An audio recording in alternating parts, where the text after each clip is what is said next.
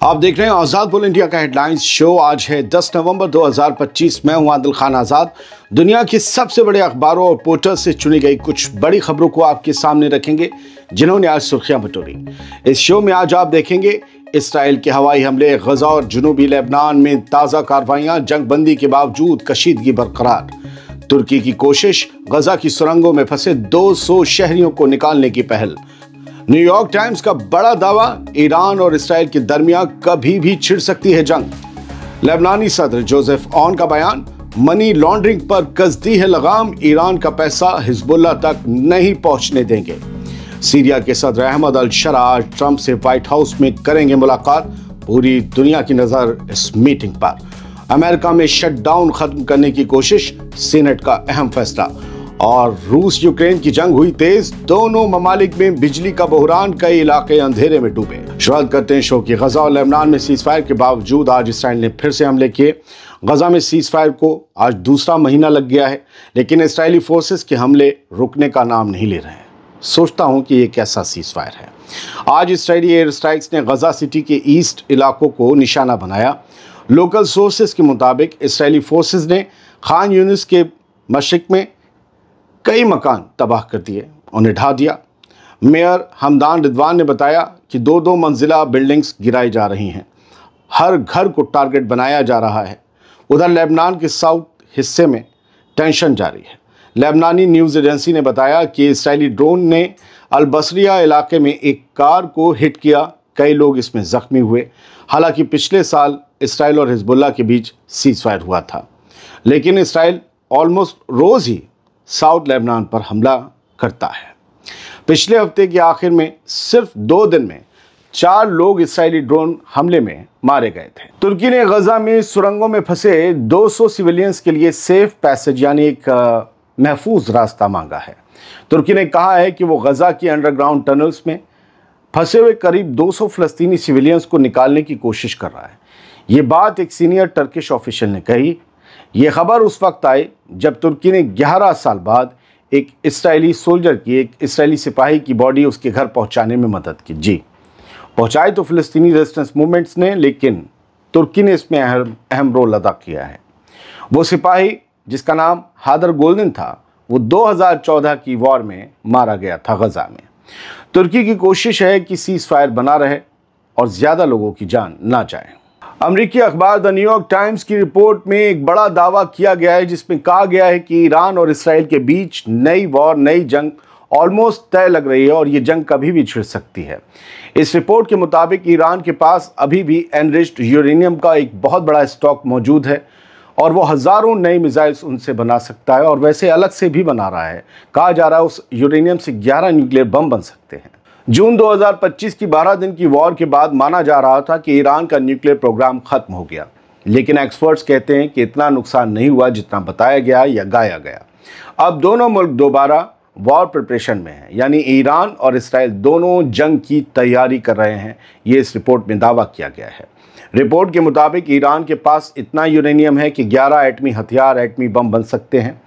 Iran का कहना है कि ये सब डिस्ट्रॉय हो गया, तबाह हो गया था वहाँ पर जिन 3 साइट्स पर अमेरिका और इसराइल ने हमले किए, मगर इसराइल का दावा है कि ईरान ने इसे सीक्रेट लोकेशन पर शिफ्ट कर दिया। एक्सपर्ट्स कहते हैं कि अमेरिका और ईरान के बीच निगोसिएशंस ख़त्म हो चुकी हैं। न्यूक्लियर डील 2015 जिसे JCPOA कहते हैं, वो अब ख़त्म हो चुकी है और ईरान अब इंस्पेक्टर्स को नए सेंट्रीफ्यूज प्लांट्स में घुसने नहीं दे रहा है जहां पर यूरेनियम एनरिच्ड होता है। इसलिए गल्फ रीजन में भी टेंशन बढ़ी हुई है और इसराइल कभी भी ईरान पर अटैक कर सकता है। खबर लेबनान से, जहां से एक बयान आया कि हम मनी लॉन्ड्रिंग के खिलाफ सख्त कार्रवाई कर रहे हैं। ये बयान किसी और ने नहीं, लेबनान के प्रेसिडेंट जोसेफ ऑन ने दिया है। उन्होंने कहा है कि उनका मुल्क टेरर फंडिंग और मनी लॉन्ड्रिंग को रोकने के लिए सख्त कदम उठा रहा है। उन्होंने ये बात बेरूत में अमरीकी ऑफिशियल से मुलाकात के दौरान कही। अमेरिका ने हाल ही में हिजबुल्लाह के 3 मेंबर्स पर सैंक्शंस लगाए थे। इल्ज़ाम था कि वो ईरान से आने वाले फंड्स को हिजबुल्लाह तक पहुंचाते थे। जोसेफ ऑन ने कहा कि लेबनान में मनी लॉन्ड्रिंग और टेरर फंडिंग के खिलाफ कानून मौजूद है और जो भी इनकी खिलाफ वर्जी करता है उसे सज़ा दी जाती है।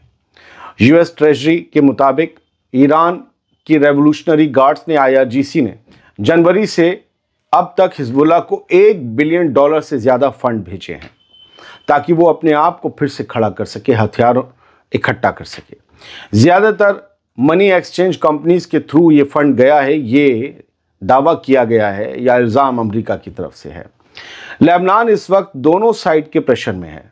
अमेरिका को यकीन दिलाना है कि वो टेरर के खिलाफ काम कर रहा है और इसराइल के हमले से अपनी सिक्योरिटी भी बचानी है। लेकिन जोसेफ ऑन का जो बयान है वो बेहद संजीदा है और हिजबुल्लाह के वजूद के एतबार से देखें तो ये हिजबुल्लाह के लिए मुश्किल है।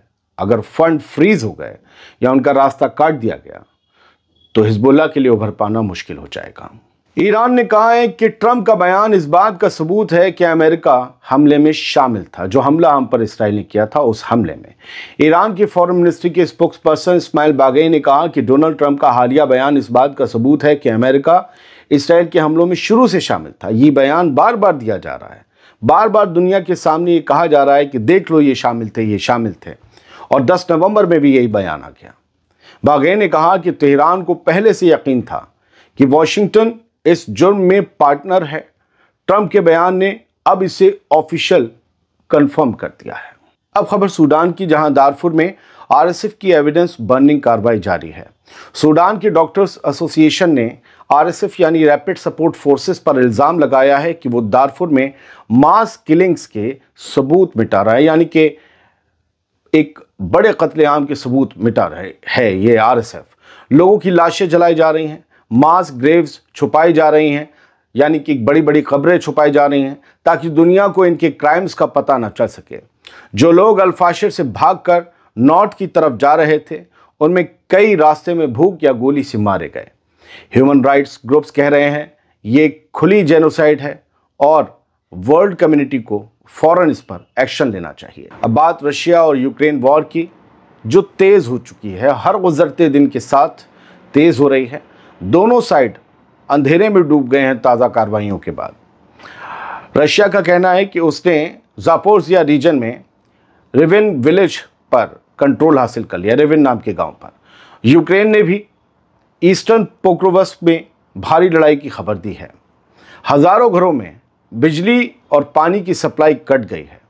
यूक्रेन के ड्रोन हमलों से रशिया के शहर बेलगोरोद और वोनेजे भी मुतासिर हुए हैं। हज़ारों घर अंधेरे में डूब गए हैं। दोनों साइड की सिविल पॉपुलेशन अब ठंड में बिजली और गर्मी के यानी कि हीटर के बगैर जीने को मजबूर है। यूएस में तनख्वाहों की किल्लत से जो शटडाउन चल रहा है उसे ख़त्म करने की कोशिश शुरू हो चुकी है। अमेरिका की सीनेट ने टेम्पररी फंडिंग बिल पास कर दिया है ताकि गवर्नमेंट शटडाउन को ख़त्म किया जा सके। 8 डेमोक्रेट सेनेटर्स ने रिपब्लिकन प्रपोजल के हक़ में वोट किया। इस बिल से गवर्नमेंट 30 जनवरी तक ओपन रहेगी। अब बिल हाउस ऑफ रिप्रेजेंटेटिव और फिर प्रेसिडेंट ट्रंप के साइन से एक कानून बन जाएगा।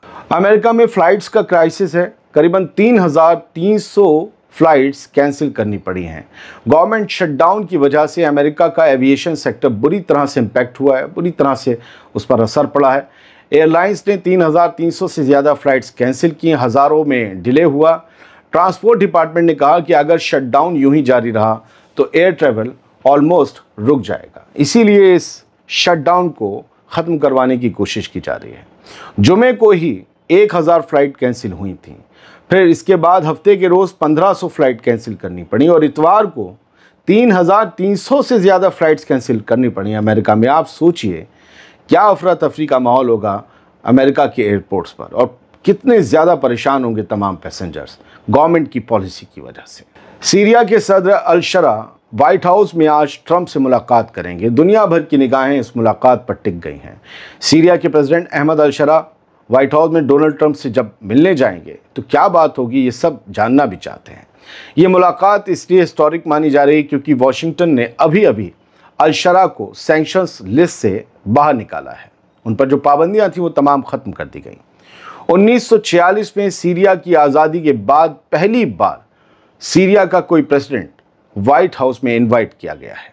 सऊदी अरब ने कंबोडिया को उसके यौम आज़ादी पर मुबारकबाद दी।